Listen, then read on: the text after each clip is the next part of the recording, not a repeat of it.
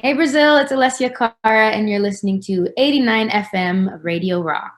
Fala galera, beleza? Eu sou o Wendell Correia e hoje eu vou conversar com a Alessia Cara, uma das atrações do Lollapalooza Brasil que acontece nos dias 25, 26 e 27 de março, Autódromo de Interlagos, aqui em São Paulo. 89 vai estar lá porque é a rádio oficial do Lollapalooza.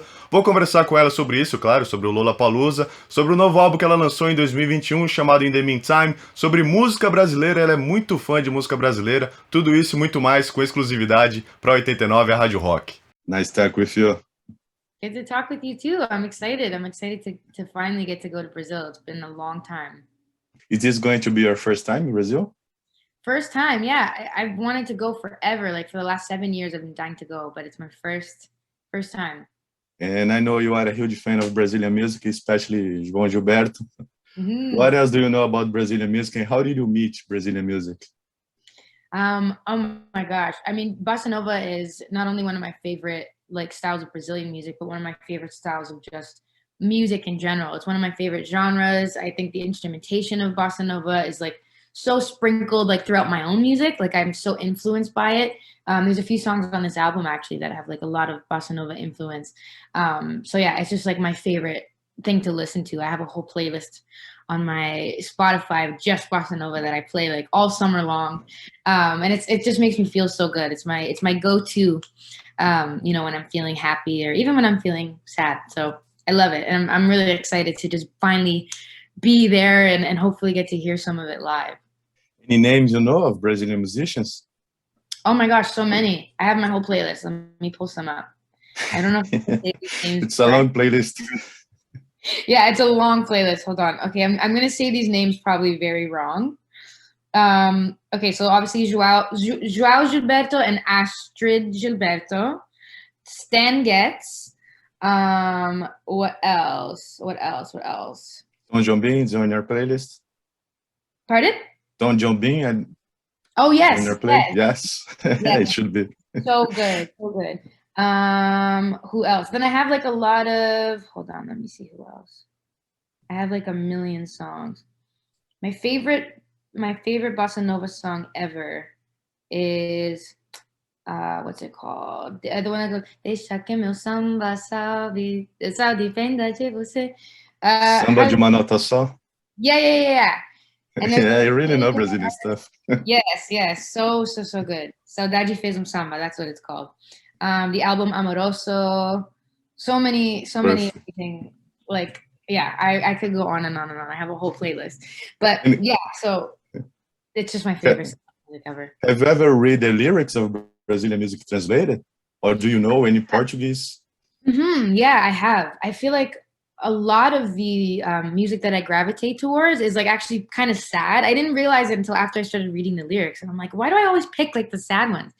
But yeah, they're so they find a way to make pain and heartbreak so beautiful. And I always admire the profoundness of Brazilian music because it's so deep. There's a sense of nostalgia in all of it. Even the happy songs have this sense of nostalgia that I always gravitate towards. That I think is so beautiful. That I try to do in my own music too. Yeah, and I mean when I first hear the song Bluebird on your new album, I know it. That is bossa nova, and I didn't know you were a huge Brazilian fan until then. And then I watched the track by track on your YouTube channel. You say the story you imagine passes in Brazil. Mm-hmm. Is that true? Yes. Yeah. I'm a huge fan. And there's also the song Find My Boy. You also mentioned Ipanema, Girl from Ipanema. Could you tell for us a little more about these both songs, Bluebird and Find My Boy? Yeah, absolutely.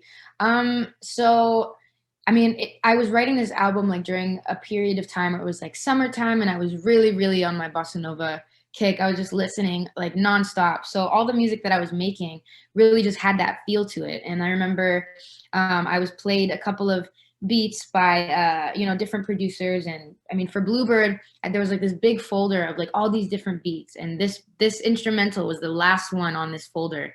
And the second I heard the bossa guitar, I'm like, this is it. I'm writing to this. It was it's so reminiscent of the music I love, and it felt so classic. Same with Find My Boy. I think Find My Boy is a little bit more pop, but it has that feel to it. And so when I was writing, I just thought I have to write like the English version of something that you would hear in bossa nova, which has the like sense of like nostalgia, So for Bluebird, I really tried to incorporate a lot of that, like as you guys say, saudade, which is like nostalgia or like a sense of melancholy almost in the song, just like an English version. And of course, I had to mention Ipanema and Find My Boy. I had to mention Rio, just to give like a little shout out to the culture that I love so much. You're really going to enjoy Brazil.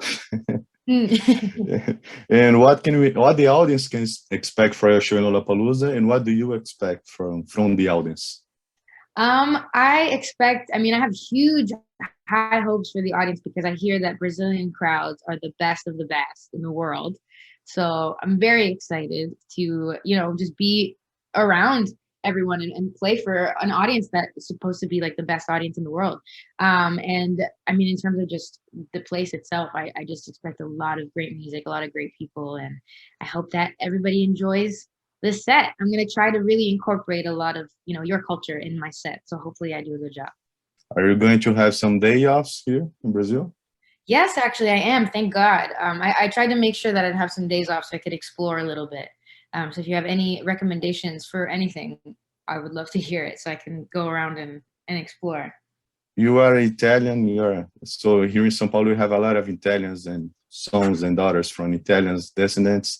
So I think you'll feel like home here, especially here in São Paulo. In Rio, it's a beautiful city. Yeah, sweet. I would love to go there. Yeah, I hear there's like a lot of Italian influence in South America. So I'm excited. I'm excited to just go around and explore. And what do you miss the most about touring? What do I miss the most? Oh my God, probably just playing for a live audience. I've played for like, a lot of virtual things over the last 2 years, which is nice, but like there's no energy exchange when you're just kind of talking to a screen. I've done Instagram lives and things like that, but it's not the same as singing for people and hearing them sing your lyrics back to you. So I miss just being in a room with people. And talking about your most recent album, In the Meantime, it's a great album. Congrats for that. And I think it's one of the most albums that came after this pandemic that really grabs the feeling and emotion that everyone feel during this lockdown, this pandemic time. Looking back now to the album, how do you feel about the songs? It's a good question because I think when I was going through everything, like in the thick of it, I've looked at the songs a lot differently than I listen to them now because I'm in just like a way different place, like obviously like when I wrote it, we were in the thick of the craziness of the pandemic, but I was also in the thick of a lot of personal struggles, like a lot of anxieties, a lot of pain that I was dealing with. And I wrote a lot of songs because of that. So looking back now, a couple years later, being in a completely different place, I just look at those songs so differently. I feel like now there was such a light at the end of the tunnel that I didn't realize. And it's nice to look back and like hear that I'm not in that place anymore, that I've just grown so much, so it's a good feeling. Yeah, that's amazing. And you also collaborated with the Mexican band The Warning on a cover of Entertainment by Metallica. How was singing this huge rock and roll anthem?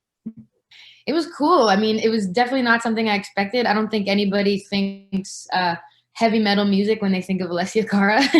It's not really something that they associate with each other, but it was so fun to get to do that because it was a huge challenge for me to like, take on such a huge song and such a huge band, and honoring them like that. But I'm glad that they asked me to do it. And I'm so glad to also work with an amazing girl group, they're not even a girl group, they're a band, but you know what I mean? Like just working with other women in the rock space is so cool and important because I feel like it's a genre that's mostly taken up by men. So it's really cool to like work with young girls, and do our thing on it. It was really fun. And talking about rock bands, rock music, how much the rock influence on your musician and on your life?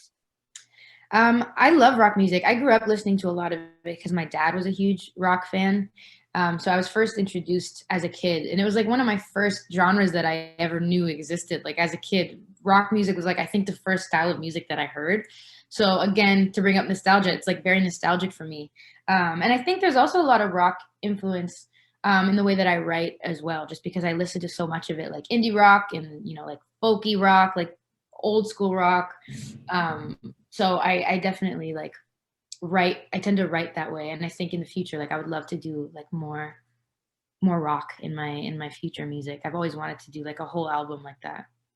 Is your father is a musician as well? Because I know he influenced a lot of you. I've been watching your interviews. Yeah, he's not a musician at all. I've tried to teach him the guitar, but he doesn't know how to do it. But he has no patience for it. But he is a huge music fan.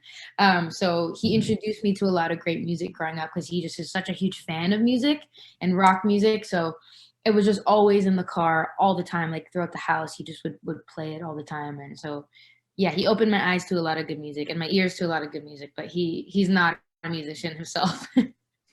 What clicks on your mind to say, I'm gonna to sing, I'm gonna learn how to play the guitar, I'm gonna do music for a living?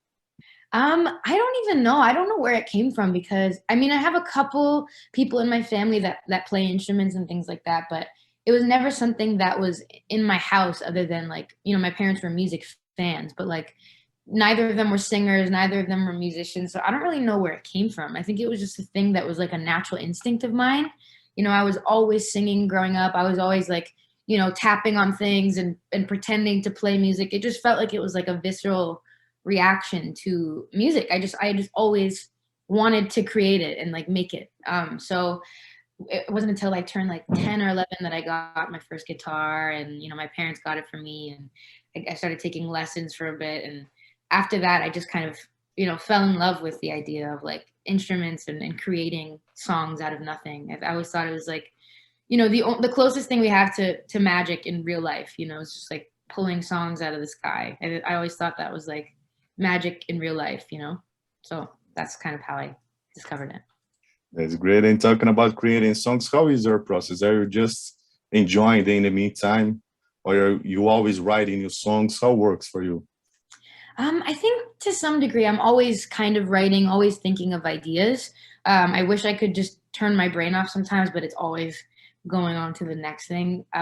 So I'm always, writing and creating in my mind, but nothing like official yet. But I would like in the summer to maybe hopefully, start writing like another project or doing something else because I have some ideas. And you sing a song, a Metallica song, and also some songs for the kids like Moana and Paw Patrol. How do you feel singing about all this kind of music, and especially this one for the kids? Are you a big fan of Disney movies? Do you have a favorite princess? Well, yeah, I'm a huge fan of Disney movies. I'm sure as we all are. I love so many of the princesses. I've always loved Alice in Wonderland, even though she's not a princess. I always felt like she should have been a princess, but she's my favorite. And yeah, I mean, it was so cool to get to do that too. I think it's like fun that I get to do so many different things and like not just like stick to one box. Like I love going from kids movies to Metallica to R&B to this to that. Like it's always fun that I get to kind of bounce around, and I think that's the beauty of living in today's era where we can kind of like genre is very blurry nowadays. Where like it doesn't really exist anymore. I think artists can just kind of do whatever. So there's a lot of beauty in like going from kids movies to like appealing to the kids, but then also appealing to the adults. And why did you learn touring with Coldplay and Shawn Mendes, except pranking Coldplay with a teddy bear? Yes. Yeah, well, I learned that I can scare them, which is fun. I learned that bear suits are very hot. Also, it was very sweaty in there. But I also learned. I mean, it was so cool because those were some of the very few experiences where I got to like perform in those big crowds, especially with Coldplay. It was the first time I'd ever seen that many people in one room. So it really taught me how to be a performer. Because I always, the things that came naturally to me were singing and songwriting, but performing was always something that I felt like I had to really get used to. And so being in front of those stages and in front of those audiences was really helpful for me to learn how to be a performer and how to entertain all those people. So that's probably the biggest thing I learned for sure. It's a show that people say you don't like Coldplay, but the show you're gonna watch it everything. It's impossible. It's so true. Yeah, whether you're a fan of their music or not, like it's an experience to be there. It's so crazy. And what's your favorite pastime aside from making music? My favorite pastime. I love just like I mean, considering that my life is like so not simple, I love just doing very simple things when I'm off work, like just going to coffee shops. I love just discovering new coffee shops, new lunch places, walking around in the city. I love just like watching movies or TV, cooking, just very simple things. But I think if I have to narrow it to one thing, it's just like drinking coffee and talking and laughing with my friends. Sometimes the best thing to do. Yeah, exactly. Thanks so much. Really appreciate it. Thank you for doing this. Looking forward to see you in Brazil in a couple of weeks. Thank you. I'm so excited. I honestly can't wait. It's going to be so fun. Thanks for having me. You're really going to enjoy it. I know. I'm so excited. Yeah. It's going to be amazing. Thank you. Thank you so much. See you soon. Thank you. See you soon. Bye bye. 89 na Rádio Rock.